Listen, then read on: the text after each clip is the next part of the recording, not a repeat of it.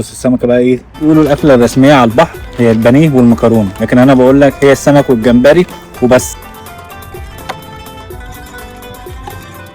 ملوخية بالجمبري، بسم الله.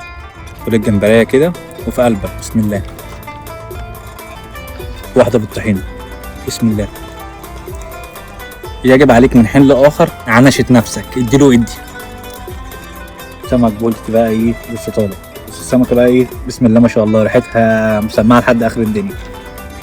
لو انت أكل سمك هتعرف إن السمك بيتاكل بالإيد مش بالجوانتي. انزل بقى بالملوخية كده على السمك على الجمبري واديله ادي. والطحينة والجمبري وفي قلبك،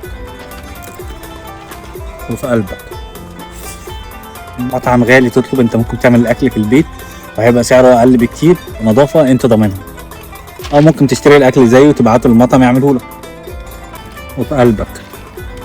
بجد زعلان على اللي ما يعرفش يفصص السمك. لازم من حين لآخر تنعنش النفسية وتاكلها بقى محشية بالزبدة الرعشة. الجمبري كده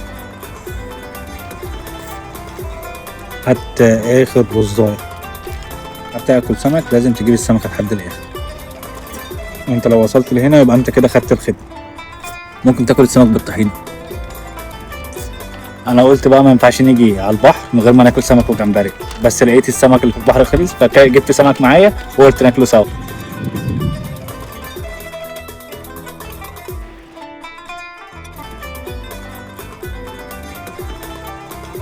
ودي بقى احلى خروجه انت ممكن تخرجها فعلا.